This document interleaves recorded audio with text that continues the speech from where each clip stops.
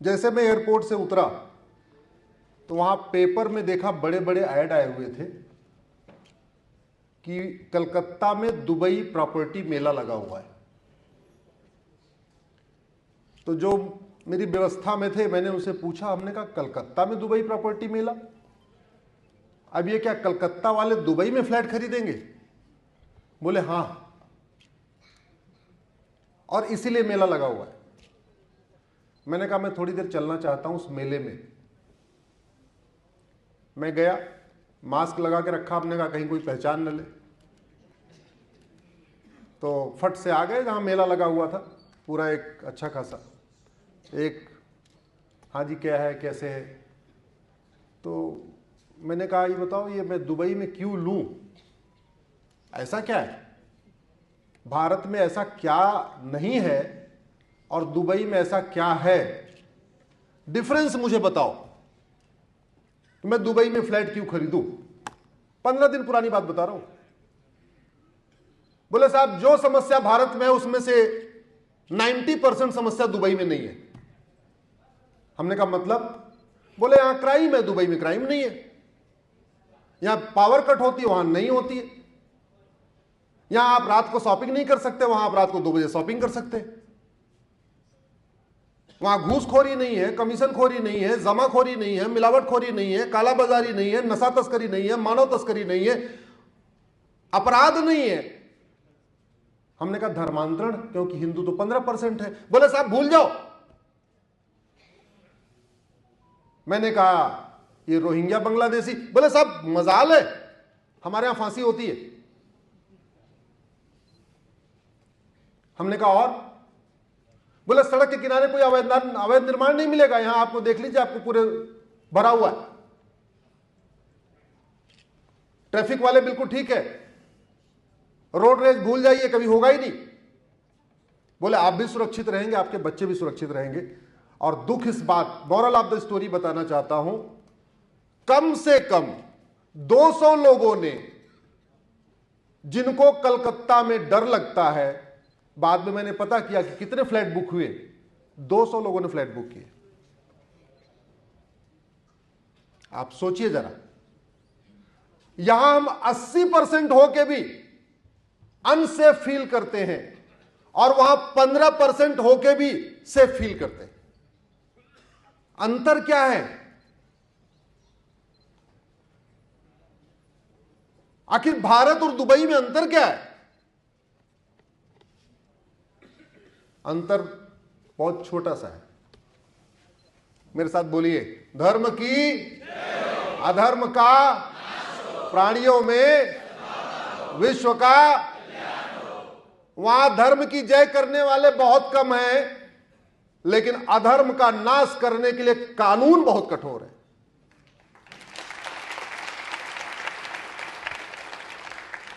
हम अपने जीवन में 4 काम करते हैं 24 घंटे में। अगर आप ध्यान से, आप बिजनेस करते हैं, आप डॉक्टर हैं, आप इंजीनियर हैं, आप नौकरी करते हैं, आप मठ मंदिर के पुजारी हैं, आप कथावाचक हैं, जो भी हैं, या तो आप धर्म की जय करते हैं, या तो आप प्राणियों में सद्भावना स्थापित करते हैं, या तो अपने परिवार का कल्याण करने के लिए धंधा रोजगार करते हैं। उसी बहाने भारत का भी कल्याण हो रहा है। इन चारों में से अधर्म का नाश आप कर सकते हैं क्या? जोर से बोलिए जरा। भारत और दुबई में यही अंतर है। वहां अधर्म करने से पहले लोग खौफ खाते हैं। कभी सुना आपने वहां पे अजमेर जैसा सैकड़ों बच्चियों का बलात्कार हुआ? कभी आपने दुबई में सुना क्या? बंगाल में जैसे बेटी का बलात्कार हुआ, कभी सुना आपने? अच्छा दुबई तो मैं एक देश बता रहा हूं, मैंने दुबई का एग्जांपल जानबूझ के लिया। देश बहुत सारे हैं, सिंगापुर भी है, जापान भी है, कोरिया भी है, डेनमार्क भी है, न्यूजीलैंड भी है, और भी देश है, चाइना भी है। मैंने दुबई का एग्जांपल इसलिए लिया क्योंकि हमारे दिमाग में है कि जहां हम कम होते हैं वहां खतरा होता है, इसलिए मैंने दुबई का एग्जांपल लिया, क्योंकि दुबई में हिंदू केवल 15%।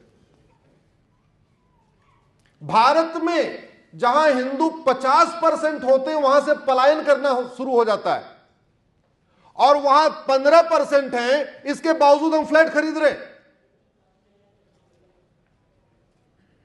समाज का काम है धर्म की जय करना। आरएसएस, बजरंग दल, अधिवक्ता परिषद और अनेक संगठन भारत में काम कर रहे हैं। क्या कर रहे हैं? ये धर्म की जय, प्राणियों में सद्भावना, भारत का कल्याण। एक चीज मिसिंग हो रही है, वो है अधर्म का।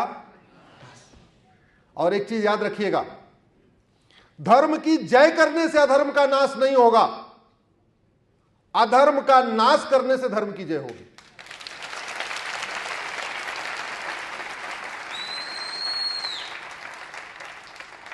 अधर्म का नाश करने से प्राणियों में सद्भावना आएगी, अधर्म का नाश करने से बिजनेस व्यापार बढ़ेगा, अधर्म का नाश करने से जीडीपी बढ़ेगी, अधर्म का नाश करने से भारत का कल्याण होगा, और अधर्म का नाश करने से धर्म की जय होगी। और इसको आप भगवान श्री राम और भगवान कृष्ण से भी सीख सकते हैं।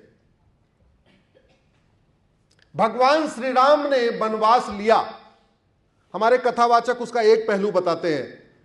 पिता के भक्त थे, पिता के आज्ञा पालक थे। आगे थोड़ा बढ़ते हैं, सबरी माता के जूठे बेर खाए। एक पहलू है। दुर्भाग्यवश दूसरा पहलू नहीं बताते, जो वास्तव में उन्होंने सबसे ज्यादा काम किया।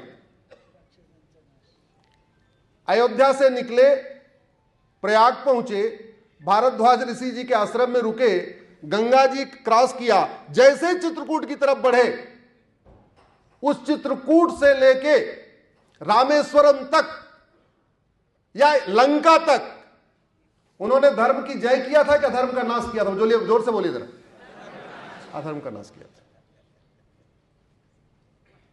वैसे भी विश्वामित्र जी ने 4 भाइयों में राम, भगवान श्री राम और लक्ष्मण को ही क्यों मांगा? भरत को क्यों नहीं मांगा? शत्रुघ्न जी को क्यों नहीं मांगा? विश्वामित्र जी ने भगवान राम लक्ष्मण को मांगा था क्या? कथा पाठ कराने के लिए, उनको कुछ वेद पुराण सुनाने के लिए, उनसे क्या हवन करवाने के लिए? नहीं नहीं नहीं। किस लिए मांगा था उन्होंने? विश्वामित्र जी तो धर्म की जय कर रहे थे, कर नहीं पा रहे थे, इसलिए उन्होंने भगवान राम और लक्ष्मण को मांगा, क्योंकि उनको अधर्म का नाश कराना था।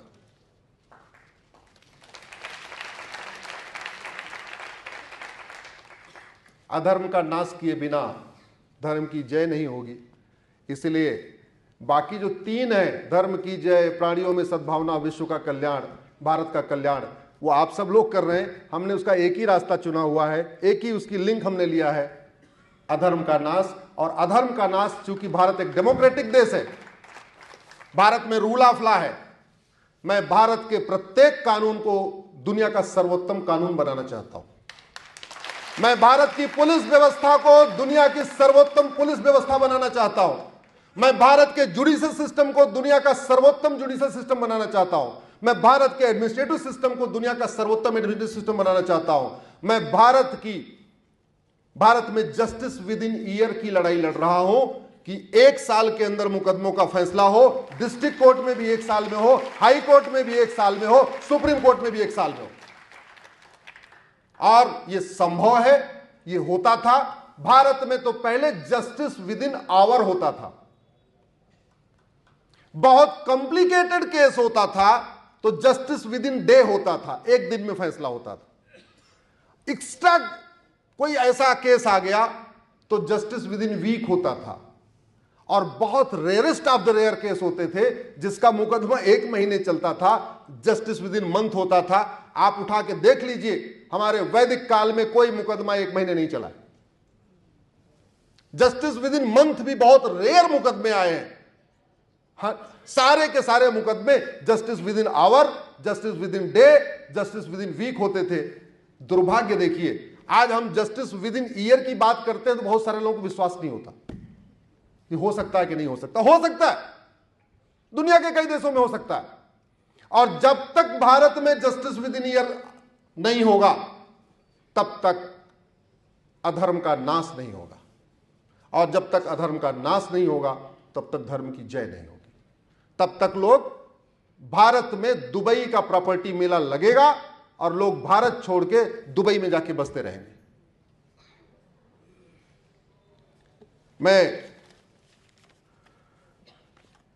मैंने अपने सहायक को बोला कि जरा मैं जा रहा हूं कार्यक्रम में, तो मुझे जरा कुछ पेपर की कटिंग निकाल के दे दो। एक पेपर की पिछले 3 दिन की कटिंग। टीएमसी नेताओं ने 45 करोड़ रुपए गमन किया, व्हाट्सएप पे वीडियो कॉल करके 100 करोड़ रुपए